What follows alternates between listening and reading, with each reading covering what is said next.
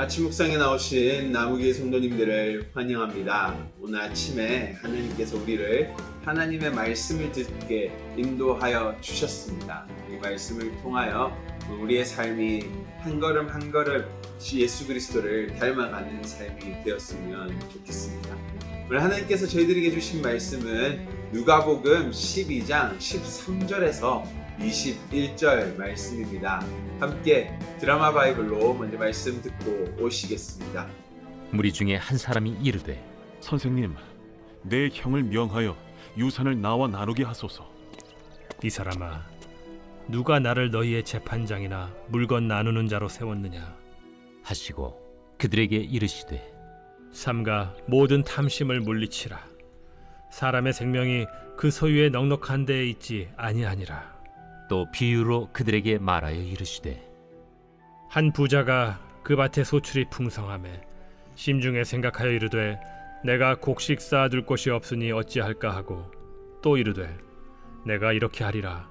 내 곡간을 헐고 더 크게 짓고 내 모든 곡식과 물건을 거기 쌓아두리라. 또 내가 내 영혼에게 이르되, 영혼아, 여러 해 쓸 물건을 많이 쌓아두었으니 평안히 쉬고 먹고 마시고 즐거워하자 하리라 하되, 하나님은 이르시되, 어리석은 자여, 오늘 밤에 내 영혼을 도로 찾으리니 그러면 내 준비한 것이 누구의 것이 되겠느냐 하셨으니, 자기를 위하여 재물을 쌓아두고 하나님께 대하여 부요하지 못한 자가 이와 같으니라. 오늘 예수님 앞에 한 청년이 찾아왔습니다. 예수님, 제가 상속을 받는데 형제와 내가 올바르게 상속을 받을 수 있게 도와주십시오 라고 말하며 찾아왔던 것이죠. 그러자 예수님이 그 청년에게 말합니다. 나는 너희의 재산을 분배해주는 재판장이 아니다 하시며 한 부자의 비유를 들게 되시며 이야기해 주십니다. 바로 풍년을 맞이한 부자의 이야기인데요. 이 이야기를 살펴보시면은 이렇습니다. 많은 곡식을 거두게 되었고요. 그 곡식을 곡간에 채웠는데 넘치고 넘쳐서 이 부자가 결정하게 됩니다. 바로 곡간을 헐고 새 곡간을 짓게 되었던 것이죠. 이래서 17절 18절 한번 보시면 좋겠습니다. 심중에 생각하여 이르되, 내가 곡식을 쌓아둘 곳이 없으니 어찌할까 하고, 또 이르되, 내가 이렇게 하리라. 내 곡간을 헐고 더 크게 짓고 내 모든 곡식과 물건을 거기 쌓아두리라. 오늘 예수님에게 찾아온 청년은 분명히 재산의 분배를 두고 찾아왔습니다. 그런데 이 청년에게 하신 얘기는 바로 부자 이야기입니다. 바로 곡간을 헐고 곡간을 더 지었던 사람인 것이죠. 어떻게 보면 연관성이 없는 이야기 같지만은 실질적으로 큰 연관성을 찾을 수 있습니다. 바로 왜냐하면요, 이 청년, 오늘 예수님에게 상속 문제를 들고 온 청년은 동등하게 상속을 분배하는 문제를 가지고 찾아온 것이 아니라 바로 자신의 평안과 안전을 위해서 조금 더 재산을 받고 싶었던 것이었습니다. 바로 이 문제를 알고 계셨고 예수님께서는 그에게 바로 오늘 부자 청년 이야기를 해하여 주셨던 것입니다.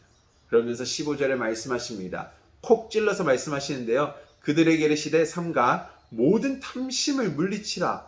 사람의 생명이 그 소유에 넉넉한 데 있지 아니하리라 하시고, 결국은 이 두 이야기, 상속의 문제를 들고 온 청년의 이야기, 부자의 이야기는요, 결국 내 삶의 안정과 평안을 위해서 조금 더 가져야지 하는 것을 이야기하는 것입니다.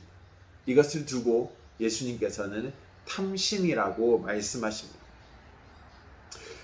오늘 저희는 이 탐심을 조금 생각해 볼 필요가 있는데요. 탐심이라는 것은 오늘 우리 세상에 살아가는 부정한 방법으로 부자가 되는 것만을 탐심이라고 하는 것이 아닙니다.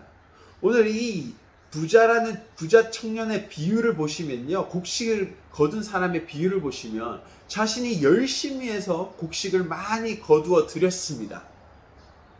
그런데도 예수님께서는 이것을 보고 바로 탐심이라고 가르치십니다. 오늘 이 비유 속에서 저희가 하나 올바르게 발견해야 될 것이 있는데요. 17절 18절입니다. 여기서 반복되는 말이 있습니다. 바로 내가, 나라는 말이 반복됩니다. 내가 곡식을 쌓아둘 곳이 없으니 어찌할까? 내가 이렇게 하리라. 내 곡간을 헐고 내 곡간을 더 크게 짓고 내 모든 곡식과 내 모든 물건을 거기에 쌓아두리라. 그리고 그 다음 말씀에 이런 말들이 나오죠. 바로 이로 인해서 내가 편안을 누리고 안전을 누리며 살아가리라. 결국은 이 부자도 자신이 열심히 일해서 정직하게 일해서 많은 곡식을 얻어서 나 자신이 안전하게 살아가고 나 자신만을 위해서 사용하겠다라는 것을 강조하고 있는 것을 볼 수 있습니다. 그리고 비유의 마지막에 예수님께서는 이런 말씀을 하십니다. 20절인데요. 하나님은 이르시되 어리석은 자여 오늘 밤에 내 영혼을 도로 찾으리니 그러면 내 준비한 것이 누구의 것이 되겠느냐 하셨으니 바로 네가 가진 이 모든 것들이 너를 안전하게 할 거라 생각하였지만 오늘 네가 죽는다면 그것들은 아무 소용이 없는 무용지물이 될 것이다 라고 가르치시는 것이죠. 오늘 비유 속에서 부자에게 넘치게 허락하신 것은 하나님이십니다. 하나님께서 그 부자에게 풍족한 곡식들을 허락하셨던 것이죠. 왜 그랬을까요? 너의 안전을 위해서? 네가 더 편안하게 살아가기 위해서? 그것이 아니었습니다. 충분한 곡식을 허락하셨죠. 너희 가족들이 먹고 마시고 누릴 수 있는, 심지어 너희가 가지고 있었던 곡간이 다 채워졌어. 그리고 남은 그 곡식들을 왜 더 가지려고 하니? 라고 말씀하시는 것입니다. 바로 하나님의 나라를 생각하고 하나님의 나라를 우선시하였다면은 그 곡식은 다시 큰 곡간에 들어갔던 것이 아니라 나누어졌을 것이고 없는 자들에게 더 베푸는 곡식들로 되었을 것입니다. 이 말씀을 묵상하면서 이런 생각을 하였습니다. 하나님께서 우리에게 많은 것들을 채워주시고 더 넉넉하게 주시는 것은 어떻게 보면 우리의 책임감이라는 것입니다.